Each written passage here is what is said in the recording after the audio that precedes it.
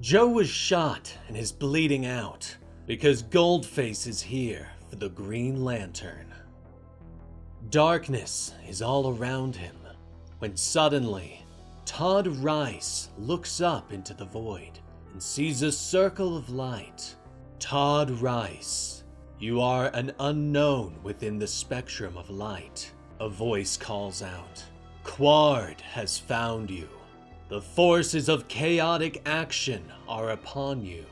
You must be without fear, entirely without, the voice tells him. But the voice is cut off as the circle of light grows, as the hatch is pulled off of Todd's tank.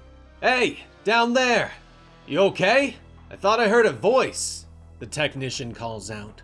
Todd squints up at him. Look, man, I'd really like to get out of here, and I could use more painkillers, Todd calls out. The technician smiles slightly and nods his head. Yeah, I'll bet, he says, before looking back over his shoulder. Okay, feed me the hose. Gonna lock her on, he yells out. Todd is confused. What? Lock what on? Look, I told you everything I know, Todd shouts. The technician nods again as he holds the giant hose. Yeah, you're not so useful anymore, Mr. Hammond says. Except for this, the tech says as he begins to snap the giant hose into place. What are you doing to me? Todd shouts as his world becomes darkness again. Nearby, Hector Hammond sips the last of his drink as he watches the techs attach the hose connected to the truck of black ooze from Evergreen. What happens when a man is completely submerged in the same substance that turned Hal Jordan into what he became? We're expecting the reaction to be, well, significant, Mr. Hammond, the scientist behind him states. Hammond nods and wiggles his glasses. Stop teasing and hit it already. And get me another drink, will ya? He says absent-mindedly. Meanwhile, in Cameron Chase's apartment, Joe Mulane has hit the ground. The golden bullets pierced her skin. Goldface stands over her and glances around the apartment. You got anything to drink? Just a soda or something? The fake voices really dry out the throat, Goldface notes. Joe coughs up a bubble of blood. Go to hell, she gasps. Goldface steps into the apartment and closes the door. All right, fine. Let's get into it. You've been shot twice. You're dying on your ex's floor. Your friend's unconscious on the couch, he notes as he glances down at the blood beginning to pool beneath Joe. I could shoot him. Not like he could stop me. Gold bullets, gold suit, gold face. Gold being the one thing your green whammy can't touch, he points out. He stands over her. And that brings me to my point. You can't stop me, but you don't have to die here. In fact, I would rather you didn't, he says as he leans closer. Tell me where the Green Lantern went, Goldface whispers to her. Joe's eyes begin to roll back into her head. Joe tightens her fist and suddenly lashes out, slamming Goldface in the groin. He stumbles back in pain, momentarily distracted. There's blood! What did you do? Goldface says in a panic, but he recovers quickly as he realizes that luckily it isn't his blood. Deal's off, Mulane! Tell me or... He starts to say, but he looks back and sees that Joe is gone. Wonderful, he hisses as he begins to follow her through the apartment. You move pretty fast for someone bleeding out, Goldface calls. Joe pushes back against the cabinets and uses her powers to slam the door shut, the green energy melting the lock and fusing it to the door jamb. She turns and gasps in pain as she pulls Cameron's junk drawer out and scatters its contents on the floor. Goldface begins to slam against the door. What the hell? Did you jam this? Fuse it to the frame somehow? That's inventive, Mulane. I underestimated you, he calls out as he slams into the door again and again. Joe begins to rummage through the drawer's contents. She knows she can't heal with the golden bullet launched inside her.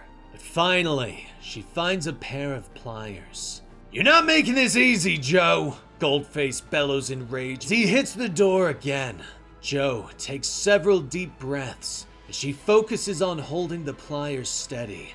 Okay, deep breath, she whispers, before plunging the sharp metal inside of her. She lets out a scream of pain as she begins to dig around, more blood spilling out as she searches for the bullet. "Ugh, don't pass out! Don't pass out!" she whispers to herself, tears spilling from her eyes. Finally, she finds it and yanks it free, dropping it to the ground. "Ah! That's one. One to go," she gasps. Goldface slams into the door again. "Elaine! What are you doing in there? Sounds like crying. Are you crying?" he demands. He kicks the door hard and it splinters. "Got a phone in there? Calling Chase? Fine, I'll kill her too. I'll kill everyone you love. You hear me, Elaine?" He bellows as the door shatters, but his eyes widen in shock as Jo floats before him, green energy pulsing around her. Jo turns her burning anger on the man who shot her, the pair of pliers floating in the air. "Know what isn't gold? These!" she shouts. Goldface raises his pistol, but the pliers fly through the air and slam into his eye, knocking him to the ground. His face twists in agony before he finally lays still. Jo slowly lowers to the ground, the green energy disappearing around her. But someone else is in the apartment now. "What happened here?" Simon Baz hisses as he and his partners step into the apartment and draw their weapons. "Cam! If you're there, say something!" he shouts. "Is that Jordan on the couch?" Agent Kari whispers. Baz moves to the couch and demands answers from Hal, but he doesn't respond. "He can't hear you," Jo says as she floats into the room. "He's in a coma, so maybe get the hell out of his face." "What are you, a luchador?" she growls. Baz and Kari stare at her in shock. "What are you, Jo Mulane?" Baz whispers. "Ask your friend in the kitchen," she snaps at him. Energy pulses out and slams into Baz, knocking him back into the wall. "Damn it, Simon! I could literally see that coming!" Kari shouts as she ducks behind the couch, but Jo suddenly stops. "Wait, Baz? You're Simon Baz? You were at my wedding," she says as she drops to the floor, the energy dissipating once more. Simon struggles to his feet and raises his pistol. "I was at your divorce too.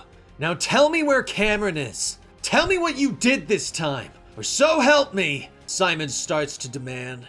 But Cameron walks through the door with a cigarette in hand. "I'm right here, Simon," she says. She leans against the door frame and stares around the mess in her apartment. "You've got a message in the dead drop, by the way, but it looks like you found out already," she sighs. Slowly, she pulls out her lighter and lights the cigarette. "So, what happened to my apartment?" she asks. Jo leads them into the kitchen and quickly fills them in on what happened after Cameron left. They all look down at Goldface, whose actual face and head have begun to melt, his sightless eyes still staring up at the ceiling. "And you let him in looking like that?" Cameron asks. Jo shakes her head. "He looked like Jon Stewart. He had Jon's face and voice. He was wearing magic face change gas. We're not all super spies, Cam," Jo snaps. Cameron nods and nudges the gold pistol. "Gold bullets. How would he know to use those anyway? Who sold you out?" Cam ponders. Kari smiles and steps forward as she cracks her knuckles. "Let's find out," she says as she kneels down, explaining that she is a level 2 psychic and can read objects by touch. "A dead body is, by any definition, an object," Kari whispers as she slowly touches Goldface's head. Images begin to flash before her eyes of a smiling man named Hector Hammond and all the people he's had Goldface kill. Slowly, Kari stands up and wipes off her hands. She motions to the man on the floor. His name is Keith Kenyon. He worked for a man named Hector Hammond. Fear crosses Cameron's face. We should go. Now, she whispers. Meanwhile, in Hammond's secret lab, the techs are reading the computer reports, but everything is coming back negative. Finally, one of the scientists turns to Hammond with fear in his eyes. You wanted readings, sir? Well, we are getting data from the U's, but there's nothing coming from Rice. No ECG, no brainwaves, nothing. To all intents and purposes, we've created an obsidian shell with no humanity at all inside it, the scientist tells him. Hammond smiles and raises his glass for a toast as he stares at the hulking monster of obsidian they created. Humanity is overrated. It ain't where the money is. This obsidian of yours, this is exactly what I needed, he says as he takes a drink. And that was the complete story for Absolute Green Lantern, issue 10 by Al Ewing. A pretty intense issue, and shows that Joe is definitely willing to cross that line if need be. But what's gonna happen with this hulking obsidian monster? Let me know your thoughts in the comments down below, and like and subscribe to help out the channel. I'm Dan with Comicstorian, and we will see you next time. Rest in peace, Benny.